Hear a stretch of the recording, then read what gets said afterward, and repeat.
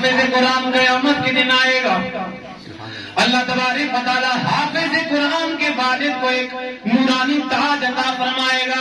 اس نورانی تاج کی اتنی روشنی ہوگی کہ سارے قیامت کے دن جتنے بھی بڑے بڑے لوگ، بڑے بڑے نیکوکار ہوں گے، اللہ تعالیٰ کی بارگاہ میں عرض کریں گے یا اللہ یہ کون اتنے مقدروں والا ہے؟ میرا اللہ فرمائے گا میرا یہ وہ بندہ ہے جس نے دنیا کے اندر میرے قرآن کو اپنے سینے میں محفوظ کیا اور میرے قرآن کو سنبھال کے رکھا، میرے قرآن کی علم کو پوری دنیا میں پھیلاتا رہا.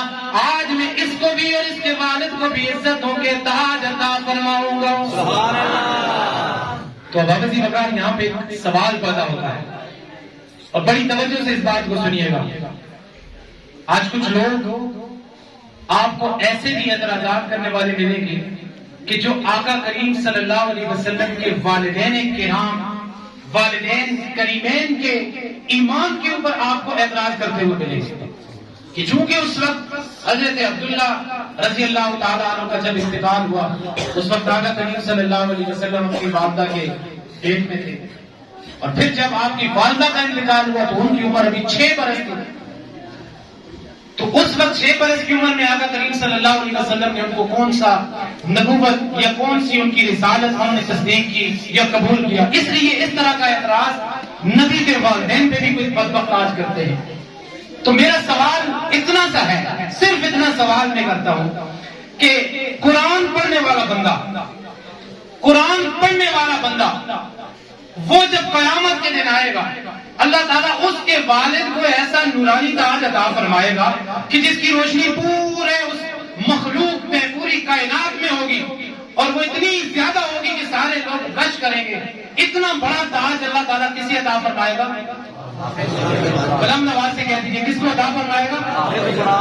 ذرا اپنے ذہن کی کھڑکیوں کو کھولیں، ذرا اپنے دل پہ ہاتھ رکھ کے مجھے بتائیں، اپنے ایمان کی کھڑکی کو ذرا کھولیں اور یہ بتائیں خدا کے بندو، حافظ قرآن جو قرآن پڑھتا ہے اس کا والد قیامت کے دن آئے گا نورانی تاج سے، اللہ تعالیٰ اسے نورانی تاج عطا فرمائے گا. اور جس میرے مصطفیٰ کے سینہ اندر پہ وہی قرآن الف لام میم سے لے کے والناس تک ایک ایک حرف، ایک ایک شد، مد، زیر، زبر، آیت، رکوع، پارا، یہ سارے کا سارا قرآن میرے مصطفیٰ کے سینے پہ نازل ہوا، اس میرے مصطفیٰ کریم صلی اللہ علیہ وسلم کے والدین کو اللہ تعالیٰ کتنا بڑا تاج عطا فرمائے. بابا جلال کہہ دیجیے سبحان اللہ. اسی لیے ہم کہتے ہیں نہ بن سکی نہ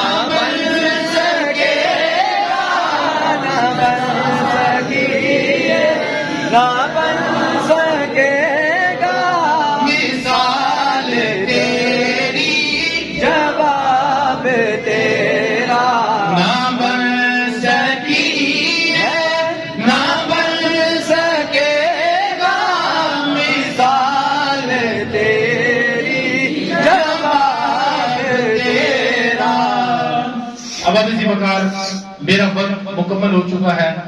اب میں اپنے ان آخری الفاظ کے ساتھ آپ دوستوں سے اجازت چاہوں گا، اس پیغام کے ساتھ کہ قرآن کے پیغام کو عام کیجیے، قرآن کا پیغام عام کیجیے، قرآن کی تعلیمات کو عام کیجیے. یہی اس وقت کا تقاضا ہے کہ قرآن کی تعلیم کو عام کیا جائے. اپنے بچوں کو قرآن کی تعلیم سے، قرآن کے زیور سے آراستہ کریں کہ یہ بچے جو آج قرآن کی تعلیم کے زیور سے آراستہ ہو گئے، یہ کل کو آپ کی شفاعت کی وجہ بن جائیں گے، کل کو آپ کی بخشش کی، آپ کی شفاعت کی وجہ آپ کے یہ بچے بن جائیں گے جنہوں نے قرآن کی تعلیم حاصل کی.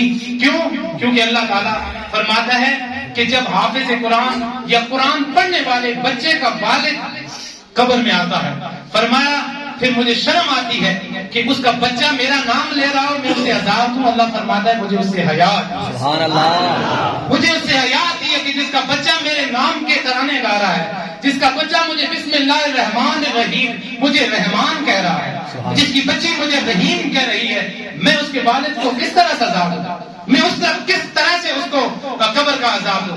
اب آپ وقار الف لام میم کے 3 حرف پڑھنے آپ، اور یہ 3 حرف 30 نیکیاں، ایک حرف کے بدلے 10 نیکیاں.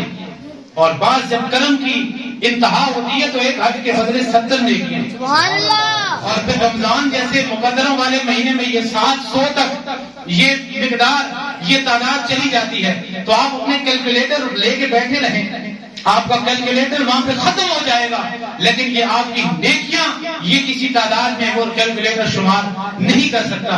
امام غازی علیہ رحمہ نے یہ بھی لکھا ہے کہ الف میں بھی آگے 3 حرف ہیں, کیونکہ الف کو بھی اگر آپ اردو میں لکھیں نا تو پھر الف لام اور فا الف, تو وہ کہتے ہیں اس کے اندر بھی 3 حرف ہیں.